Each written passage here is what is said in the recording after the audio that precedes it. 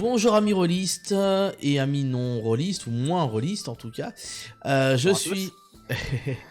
je suis cette fois avec donc Siltarius que je sais pas dans quel ordre vous aurez regardé les rediffs, mais peut-être que du coup vous avez vu vous l'avez vu peut-être pour la table ronde qui était la même jour auquel on tourne enfin on enregistre là maintenant et aussi de la partie de jeu de rôle sur l'univers d'Elestria dont tu vas pouvoir nous en dire un peu plus. Mais je te laisse déjà par te présenter, comme tu t'es présenté tu t'étais présenté aussi tout à l'heure ce midi. Mais vu qu'il y en a qui peut-être qui regardent pas les tables rondes et qui regardent juste les interviews ou Pas de inversement, donc souci. je te laisse te représenter du coup. Sylvain Garnier, petit pseudo internet Siltarius, bien sûr, l'auteur d'Elestria, un projet qui date déjà un petit peu et qui travaille dans le médical, sinon à part ça. Ça fait combien de temps que tu es que tu fais du JDR? Alors, ça doit faire pas loin de 30 ans, ouais. J'ai commencé très jeune, parce que je suis pas très vieux, mine de rien, même si on pourrait croire que non. Et j'ai commencé ouais, vers 8-9 ans avec l'Appel de Cthulhu. Et puis Donjon Dragon, évidemment, hein, les classiques. À l'époque, pas d'internet, pas de choses comme ça. Donc vous prenez les bouquins qui traînaient. Et voilà. Et puis après, j'ai découvert de plein d'univers. Certains que j'ai particulièrement appréciés, comme Colonial Gothic. D'autres où j'ai eu un petit peu plus de difficultés, parce que des lores un petit peu important. Les 5R, Pavillon Noir. Mais plein de jeux. Et à l'issue de tout ça, j'ai fait ma réflexion et je me suis dit qu'il fallait que je me lance sur mon projet. Projet Elestria, que je travaille depuis 4-5 ans environ, avec toute une petite équipe et un jeu qui commence à bien tourner, des bouquins de base qui sont créés, des illustrations qui commencent à arriver, comme on peut le voir sur les réseaux sociaux, sur le Discord, le Facebook, l'Insta, le Twitter et tout ça, là, et le site internet. Et puis maintenant, passer dans les cons et puis éventuellement trouver un éditeur. Là, le projet actuellement, il en est au point du coup. Enfin, vous êtes. Il est au point, il est quoi? Il est en bêta, il est en alpha, il est fini, prêt à être chez l'éditeur. Vous en êtes à quel point? Là, il est en alpha prêt à être édité. Globalement, les textes sont faits, les bouquins de base sont faits, il y a 2 campagnes qui sont faites, une trentaine de scénarios qui ont été joués, qui ont été testés et qui sont écrits. Globalement, les illustrations commencent à arriver, la feuille de personnage est faite, le monde a été décrit dans un livre bien sûr particulier, avec une évolution, un calendrier, une géographie, hein, comme on parlait tout à l'heure, pour pouvoir faire sa campagne, pour pouvoir jouer. Donc la partie écriture est quand même très avancée, même si évidemment c'est pas parfait, et puis il y aura de la relecture lors de la mise en page. Mais là on en est ouais, quand même au côté recherche d'éditeur, vraiment cadrer le projet, savoir exactement ce qu'on va en faire. Donc je disais quels ont été les univers qui t'ont bercé. Alors pour les jeux qui m'ont inspiré, c'est principalement Donjon Dragon. Donjon Dragon m'a beaucoup inspiré parce que je voulais plus faire ça. Vraiment, je voulais plus faire Donjon Dragon. C'est-à-dire avoir de l'équipement, avoir du matériel, récupérer de l'argent pour avoir plus de matériel, pour affronter des choses différentes. Et j'ai voulu en fait que le personnage se suffise en lui-même et qu'il puisse aller vivre l'aventure, peu importe l'époque, peu importe où il se trouve, qu'il ait juste ce petit plus, cette espèce de petite sacoche là, ou ce petit savoir, et vraiment à la MacGyver, ou à un personnage qui n'a pas besoin d'équipement, il va découvrir, il va parcourir l'aventure, et il va aller où il le souhaite. Et également avec Donjon Dragon, j'ai découvert que pour aller sous l'eau, pour aller dans les airs, à chaque fois il faut un équipement particulier, il faut du matériel, des potions, des parchemins, des anneaux, c'est toujours l'enfer. Si vous voulez dans les flammes, c'est pareil. Si vous voulez dans l'espace, c'est toujours un petit peu compliqué. Et là, donc, l'Estria, c'est un peu l'antithèse de tout ça. Il y a d'autres jeux également hein, qui m'ont servi pour limiter au maximum le nombre de compétences. C'est pour ça que dans l'Estria, il y en a que 6. Et elles servent pour toutes les époques. Selon ce qu'on peut faire, il n'y a pas besoin d'une très grande quantité de compétences. On n'a jamais la bonne. Ah, il me manque celle-ci, ah, il me manque celle-là. Et ben non. On a toujours un petit peu celle qu'il faut. Et puis avec des bonnes idées, on développe les choses. Et je voulais également que le jeu soit assez libre, que le système monétaire soit présent, mais n'ait pas une grosse importance. Ce qui fait que, au total, les joueurs vont interpréter des adeptes. Des adeptes, c'est-à-dire des personnages qui vont pouvoir maîtriser les éléments qui se trouvent autour d'eux. Que ce soit l'air, l'eau, le feu, la terre, le métal, le vide. Le vide est un petit peu particulier, je pense qu'on y reviendra. Mais ils vont pouvoir manipuler ces éléments pour les retirer, pour les ajouter, pour les manipuler, pour se protéger, pour se soigner. Bref, ça va être suffisant. Il n'y aura pas besoin d'épée, d'armure, de baguettes magiques ou autre. Et avec ces éléments, dans l'Estria, ils vont pouvoir aller sur un monde médiéval qui est redescendu au niveau technologique médiéval parce qu'avec le métal, bien sûr, les technologies avaient pris le pas de manière importante, redescendu à un âge médiéval. Et avec les iris, une sorte de portail, ils vont même pouvoir aller dans d'autres univers. Certains connus, certains moins connus, d'autres historiques, ou au choix du maître du jeu. Il va pouvoir les développer comme il le souhaite. Et avec cette maîtrise élémentaire, eh bien, un adepte de l'air va pouvoir suivre l'aventure avec Sherlock Holmes et pouvoir flairer la piste, pouvoir faire claquer une porte pour éviter un danger. Celui du métal va pouvoir également suivre l'aventure, éventuellement déverrouiller une serrure ou tordre la balle dans un pistolet pour éviter de se faire tirer dessus. On va également pouvoir naviguer en 1715 dans les Caraïbes. On va pouvoir aider des Vikings en Suède en 860 à attaquer éventuellement la Norvège. On va pouvoir sauver Ramsès II en moins 1279 à Thèbes après le décès de sa femme Néfertiti. On va pouvoir aller dans l'espace. Bref, on va pouvoir aller où on le souhaite. Et également déjà sur Elestria, parce que le monde est assez large. On va pouvoir par exemple faire un des scénarios qui consiste à vivre l'aventure complètement sous l'eau, ce qui ne pose pas de difficulté, vu que certains respirent sous l'eau, d'autres peuvent manipuler l'air pour pouvoir respirer sous l'eau également. Et on va pouvoir se jeter à l'aventure, interpréter une sirène, une sibylle de l'eau, plonger dans l'eau et vraiment découvrir les ruines anciennes de l'Atlantide. Et accessoirement, rencontrer éventuellement des créatures un peu mystiques. D'ailleurs, je fais remarquer également que, comme Donjon Dragon, eh bien les créatures mystiques sont rares. À l'inverse, dans l'Estria, les méta-créatures, les méta-monstres sont relativement rares. Je voulais pas qu'il y ait une débauche de créatures. Je voulais simplement qu'il y ait quelques créatures qui apportent un petit plus, qui apportent ce côté un petit peu exotique, côté où on aimerait éventuellement les rencontrer et également pouvoir même les utiliser pour monter dessus, pour discuter avec elles, négocier avec elles éventuellement, voire les affronter pour certaines évidemment quand elles sont atteintes de corruption. Alors au cas où s'il y en a qui poseraient les questions du coup sur les rediffs, la carte qui est derrière n'est pas la carte non, d'Elestria. Voilà. C'est pas la carte d'Elestria, ça viendra, mais c'est pas celle d'Elestria. Voilà. D'ailleurs, oui, je suis très fan de Donjon Dragon, pour ceux qui reconnaissent, c'est le Royaumes Oubliés, un jeu que j'adore. Est-ce que, tiens, pour les pouvoirs donc des élémentaires, du coup, ça, il y a on peut, il y a quand même pas mal de jeux de rôle qui se basent sur les éléments, hein, surtout dans du médiéval fantastique. Est-ce que là, tu es parti, par exemple, avec un petit clin d'œil, par exemple, à Avatar, le dernier maître de l'air? Clairement. On va se mentir, c'est sûr. L'Avatar, le dernier maître de l'air, hein, pour ceux qui ne connaissent pas. Donc l'air, l'eau, le feu, la terre. Ça va Également même le plus métal, loin, ouais. qui va apparaître progressivement dans Korra, je crois. Le vide apparaît un petit peu moins, même si l'Avatar peut aller dans le monde des esprits. Alors, le vide, c'est pas tout à fait ça. Évidemment, il y a également L5R, hein, avec les anneaux élémentaires, qui permettent de réaliser certaines actions ou autres. Les pouvoirs, bien sûr, également dans Donjon Dragon, hein, celui élémentaliste du feu, élémentaliste de l'air, de l'eau. Le jeu, d'ailleurs, Avatar, le dernier maître de l'air en version amateur. Il va y avoir également toutes sortes de choses qui peuvent s'en approcher. La différence dans Elestria, ce que j'ai voulu faire, c'est qu'il y a une liberté complète. C'est-à-dire qu'on va pouvoir l'utiliser et vous allez pouvoir le manipuler comme vous le souhaitez.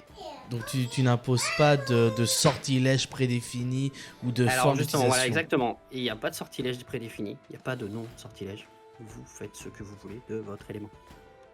Bien sûr, vous allez me dire, si on fait ce qu'on veut et que les autres font ce qu'on veut, tout le monde fait ce qu'il veut et puis ça ne marche pas. C'est là où les règles interviennent pour pondérer votre action. Ça va être une échelle. Alors c'est 1 à 10 parce que j'adore les D10. Un peu comme dans Vampire, Loup-Garou, Mage, pour ceux qui connaissent, ou Ars Magica d'ailleurs, qui s'inspire également de fabriquer ses sorts comme on le souhaite. Et donc ça va être simplement pondéré pour pouvoir bien sûr s'opposer avec une réelle opposition. Donc il va savoir cette pondération qui va de 1 à 10.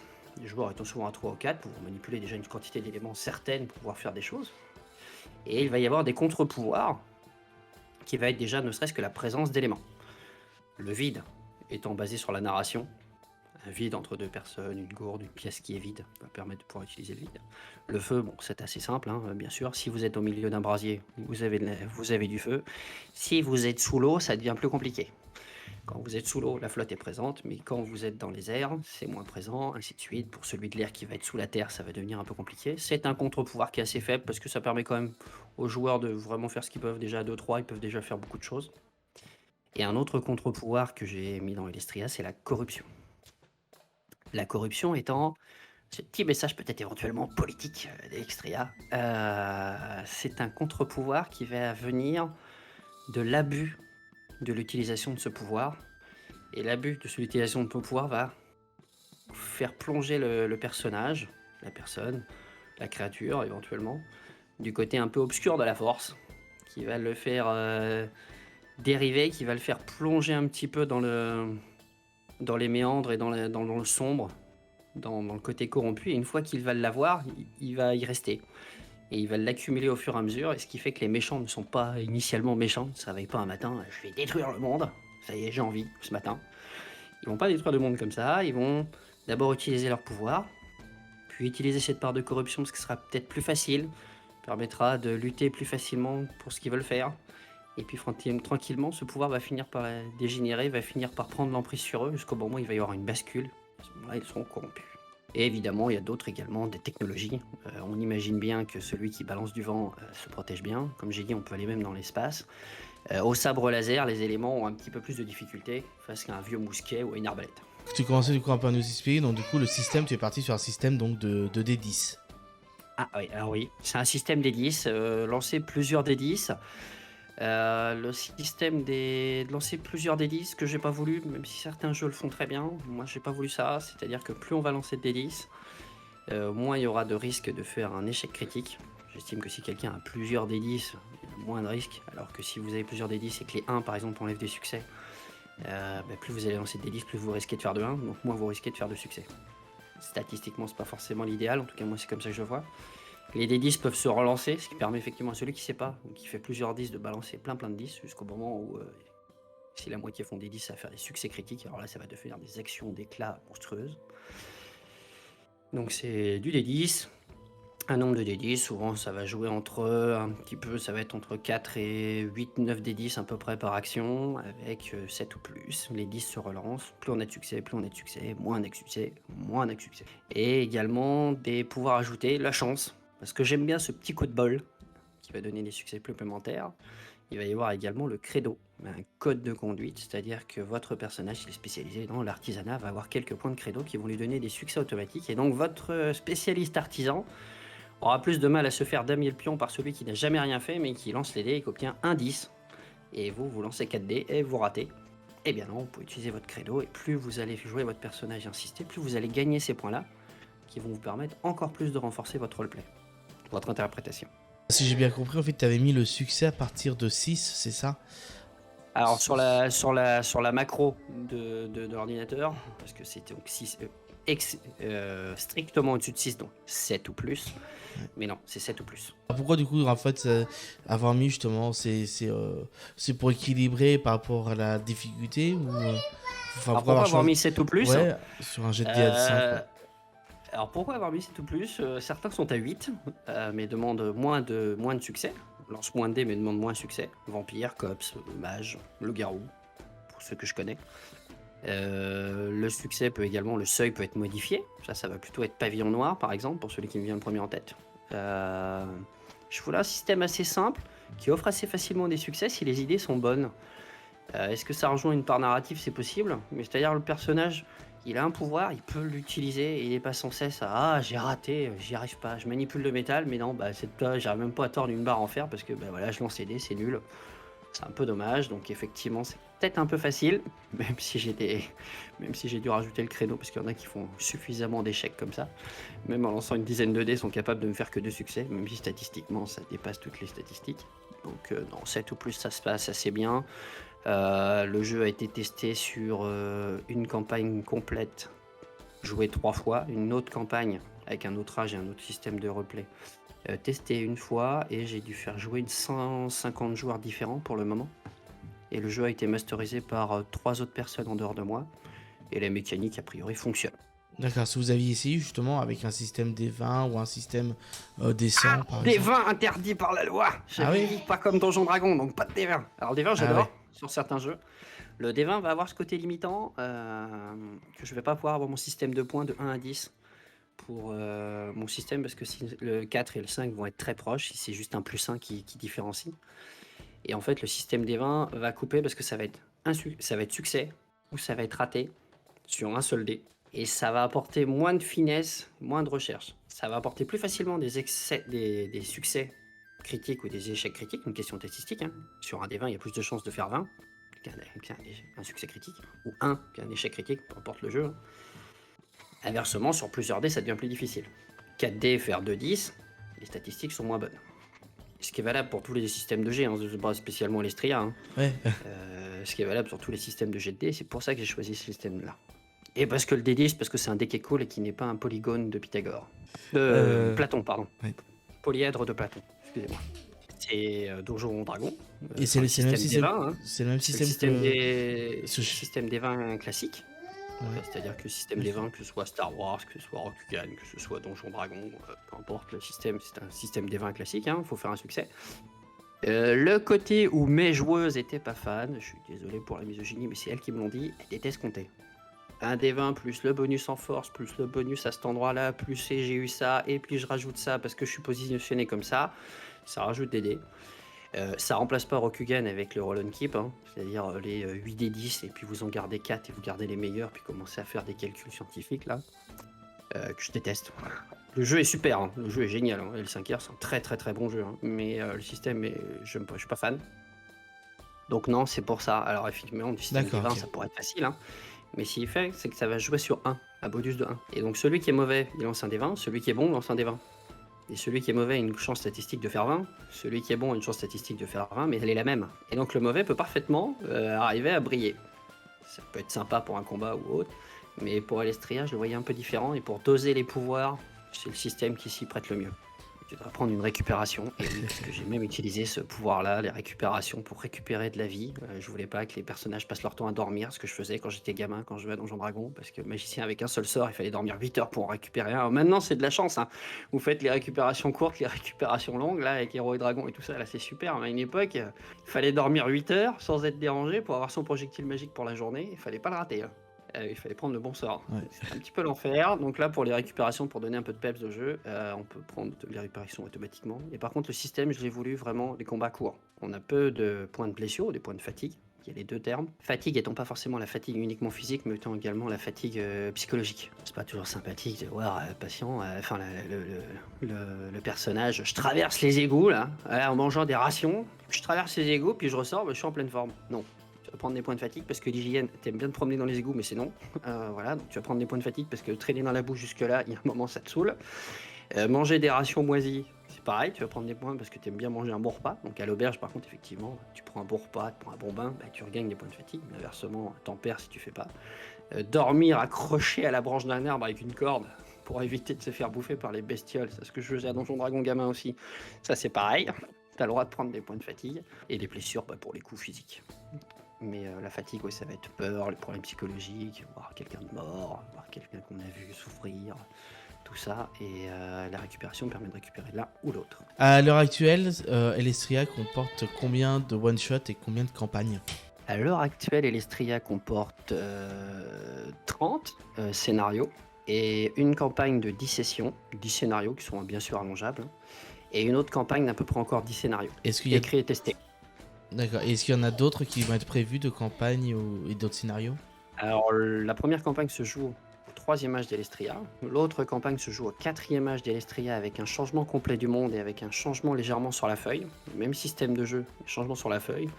Et je m'apprête à également écrire le 5e âge, où au total, les personnages, le système sera vraiment différent. Pas le système de dés, mais le système de perception des éléments et des choses comme ça. Et j'écrirai également le 1er âge, où dans la campagne d'Elestria, dans la vie d'Elestria, c'est là où les éléments se déchaînent, le métal n'est pas encore arrivé, donc tous les problèmes de société et tout ça ne sont pas arrivés. Et là, on s'enverra à la tronche des tsunamis en répondant à grands coups de volcan dans la gueule et de tremblements de terre. Enfin bref, ce sera une débauche d'énergie élémentaire, donc je pense que pour le fun, ça se fera. Et enfin, un autre projet, Mine Elestria, qui a également été déposé et qui est en cours de test pour faire jouer les enfants. Avec test sur mes gamins, que ça s'est bien passé, bientôt testé sur d'autres, pour du 6-12, parce qu'à partir de 12, je pense que sans trop de difficultés, on peut s'adresser à Elestria version adulte, légèrement simplifiée, mais sans trop de problèmes. Et puis plein d'autres scénarios qui me tiennent à cœur que je vais construire. J'en ai construit un sur les senteurs, avec tout le panel et tout le champ lexical des senteurs, les 7 senteur primordiale, un peu comme les trois couleurs, qui permettent de faire tous les décors comme on le souhaite, qui sont pas forcément abordables pour tout le monde. Et je pense les goûts, la cuisine, faire le ménage, s'envoler, parcourir tel univers ou tel univers. Donc oui, ça va donner. Les scénarios de campagne d'ailleurs vont emmener vraisemblablement les PJ au-delà des iris et donc ils découvriront plein de choses un petit peu partout dans Elestria et j'espère qu'avec le temps, et si on arrive à mettre ça en place, la communauté pourra faire évoluer le monde d'Elestria complètement avec des masters qui pourront rajouter sur la carte, rajouter sur le site l'endroit où ils ont joué sur Elestria et donc j'essaierai de retracer tout ça et de remettre en place. Quelques-uns m'ont déjà envoyé des scénarios que j'ai mis en forme pour les faire jouer. Ça a très bien marché d'ailleurs. À l'heure actuelle, ils peuvent justement passer au-delà des iris et il y a déjà des scénarios qui ont été construits. Oui, bien sûr. Et donc, ouais. je suppose ça a demandé beaucoup de... Enfin, suivant les univers, si c'est des trucs un peu plus historiques, par exemple en Égypte, Alors, ça a demandé, je suppose, beaucoup de recherche. Alors, dans l'Égypte, ça a demandé un peu de recherche, ce qui est très sympa. Alors, globalement, personne n'a visité l'Égypte, heureusement. Enfin, en tout cas, les joueurs que j'ai fait n'ont pas visité l'Égypte. Parce qu'effectivement, il faut savoir, en moins 1279, Nefertiti est effectivement mort. Ramsès II vient de gagner la bataille de Kadesh contre les Hittites, quelques années auparavant. Et il est effectivement à Thèbes. En tout cas, il peut être à Thèbes à cette époque. La Thèbes étant la ville de Luxor, avec la vallée des rois qui se trouve en face, qui est déjà construite. Et donc oui, ça m'a demandé un petit peu de recherche. Quand je vous ai cité les Vikings en Suède en 860, c'était effectivement une époque viking. Ragnar Lothbrok apparaissant à peu près autour de 1870, avec Björn Côte de Fer, comme on le voit dans la série Viking. On peut bien sûr avoir donc Calico Jack, Black Teach, les Caraïbes, le deuxième âge d'or des pirates autour de 1715 à peu près, même si 1715 ça commence à devenir un peu compliqué. C'est l'âge d'or de la piraterie britannique. Sherlock Holmes, là, bon, c'est le retour que j'ai utilisé en 1894, qui correspond pas exactement tout à fait au canon de Sir Arthur Conan Doyle. Mais j'avais déjà fait ce boulot-là quand j'avais joué à Colonial Gothic. Donc Colonial Gothic 1752, la fin de la Nouvelle-France, 1752-1754 à Québec, principalement et Montréal. Alors qu'ils vont se faire écraser parce que les troupes britanniques vont passer par l'Acadie, utiliser les Iroquois pour écraser la pauvre petite communauté sur les plaines d'Abrahams à l'ouest de Montréal, me semble-t-il, Québec, le château de Frontenac. On peut se faire plaisir à chercher des faits historiques. À l'inverse, on peut carrément faire autre chose. J'ai fait dans le monde d'Harry Potter, ça se fait très bien. On peut prendre un jeu vidéo, peu importe, prenez le jeu vidéo que vous avez envie. Jeu vidéo, j'en sais rien, Star Wars, j'ai des fois Red Redemption, je crois, un de mes joueurs m'avait demandé. J'ai fait un médiéval, j'ai fait un Japon Néo-Tokyo en 29 000, je sais pas combien, ils ont des sabres laser et des armures. Mais au total, vos adeptes n'ont pas besoin de matériel. Ils ont leurs éléments, ils vont arriver dans ces mondes-là, alors sous forme à chaque fois humaine, qui correspond un petit peu, parce que sinon c'est vraiment difficile à jouer. Et globalement, ils ont juste leurs éléments et ils vont profiter de l'aventure. Ils vont, vous allez me dire, mais ils tombent dans les airs. C'est pas grave, il y en a un qui vole. Le mec qui vole naturellement, il va voler, il va retenir ses potes, et puis il faut aller dans l'eau, mais il y en a un qui fait respirer, et puis on va y arriver. Et puis, tout est en acier. Celui du métal va pouvoir ouvrir les trucs en acier, on va y arriver. Il y a un truc de roche, et on va y arriver. Il n'y a pas de souci particulier. Il suffit de prendre une image, de se faire plaisir, un jeu, une histoire, une librairie. Et puis même d'autres jeux, je pense, tu vois, par exemple Grèce antique ou Rome antique, j'irai sur Antica ou sur Imperator d'Anami, Bruno Guérin. Et je pense que les scénarios se font très très bien. Ça déséquilibre un petit peu le jeu, mais c'est que pour une période. Et j'ai rajouté 2 modes. Les modes pour ces jeux-là, pour éviter que ça stresse certains joueurs, certaines joueuses, parce que le patriarcat est un petit peu ancien, et plus ancien en tout cas que le féminisme. Il y a un mode historique et un mode fantasy. Un mode historique où les femmes ont de vrais problèmes, les noirs ont effectivement de vrais problèmes, une personne de couleur. 1950 aux États-Unis, au Texas, ça va être un peu compliqué, quand vous êtes entouré de mecs en capuche blanche. Fait historique, c'est pas moi qui le veux, mais c'est un fait historique. Mais pour pas chagriner certains joueurs ou autres, on peut mettre en mode fantasy. Vous jouez à Londres en 1890 et vous êtes une femme ou un homme, ça pose aucun problème. Ça crée quelques petits soucis scénaristiques, mais globalement ça se fait bien. C'est à voir avec les joueurs pour éviter d'avoir toujours les mêmes blagues racistes, les mêmes blagues patriarcales, le côté je suis une gonzesse, je peux rien faire, c'est chiant. Là, vous ouais, puis c'est surtout que ça va limiter après les joueurs dans leurs choix et dans leurs actions. C'est certain, c'est certain. voilà, t'es globalement une femme. Alors, en plus de couleurs, dans certains univers, ça devient compliqué. Même si effectivement certaines on découvre hein, au niveau. Alors c'est par rapport aux règles de la science, hein, mais la science actuelle historique montre qu'effectivement c'était plutôt les hommes qui régnaient et ils n'étaient pas forcément hyper bienveillants vis-à-vis de la population féminine. Ça, j'ai voulu le faire sauter dans l'Estria. D'ailleurs, dans l'Estria, la sexualité également pour les Sibylles ou les génies. Donc être plutôt sous forme masculine ou forme féminine ne pose pas de soucis particuliers. Chacun fait ce qu'il veut avec qui il veut et comme il le souhaite. Certaines branches un petit peu particulières, un petit peu inquisitrices, un petit peu purgatrices d'ailleurs, qui sont souvent opposées au PJ, sont un petit peu plus conservateurs, mais globalement, sinon les autres font ce qu'ils veulent. Il n'y a pas de raison. Un triton avec une sirène, un triton avec un triton, une sirène avec une sirène, féminin, masculin, peu importe. Chacun fait comme il a envie, je me lance pas là-dedans. En Estria, on fait comme on a envie. Où est-ce qu'on peut trouver donc Elestria à l'heure actuelle? Est-ce que voilà, il y a un Facebook, un site, un Instagram? Alors, il y a un site, elestria.fr, qui est pas hyper à jour, c'est pas trop le temps, mais normalement il y a des informations, notamment la JDConf, pardon. Désolé pour le deuxième C. Il y a un Discord où des parties sont fréquemment jouées. Globalement, là, actuellement, il y a l'arc bouquet d'excuses, donc celui sur les fleurs et les senteurs, où toute l'histoire va tourner autour des senteurs. Il y a une campagne en sandbox qui est lancée, donc en bac à sable. On a complètement ouvert pour que j'essaye de renforcer un petit peu mon univers et puis que je vois jusqu'où je peux le pousser et jusqu'où je peux aller. Donc il y a plein de petites parties, mais même des one-shots, des parties découvertes. Lors des conventions, ma foi, parce qu'il y a des très bonnes conventions, virtuelles. JDCon, j'ai fait Draconis, Don des Dragons, Octogone, Utopial, Normandie JDR, Nice Fiction la semaine prochaine également. Donc on peut jouer à l'Estria là-dessus. Et puis c'est présent sur Facebook, sur Twitter, sur Instagram et bientôt la chaîne YouTube qui référencera sûrement ce que j'ai fait sur d'autres conventions ou autres. Et voilà, principalement. Un actual play prévu sur l'univers? Ce matin, pendant ta convention, voilà, j'en ai fait un également à Draconis. Je suis pas très fan des actual plays. Parce que sous forme de série. Alors les actual plays c'est sympa. Mais je suis un peu de la vieux de la vieille hein, sur le papier. J'aime bien que les gens regardent s'ils le souhaitent. Je préférerais carrément qu'ils viennent jouer. Et venez jouer.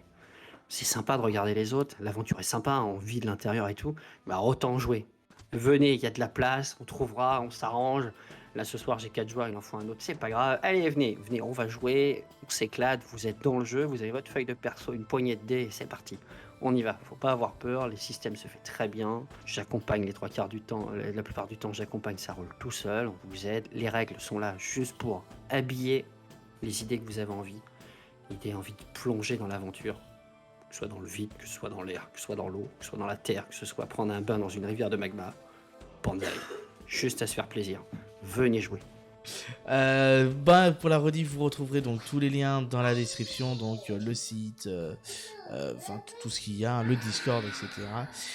Merci encore Siltarius de ta présence. Merci à toi, et puis merci à la JDCon pour permettre tous ces directs, c'est cool. Merci pour l'organisation. Avec plaisir. Peut-être si tu reviens l'année prochaine et que tu as trouvé un éditeur, reviendrai l'année prochaine. Ouais, et en espérant que tu trouveras un éditeur et que tu pourras nous dire les nouveautés qu'il y a eu, ou même si c'est en projet, en projet participatif, de financement participatif par exemple, ou voilà, tu pourras nous tenir au courant du coup de l'évolution en un an. Voilà. Merci à tous et ça marche. Et à bientôt. À bientôt et bon fin de week-end bonne convention à tous. Salut.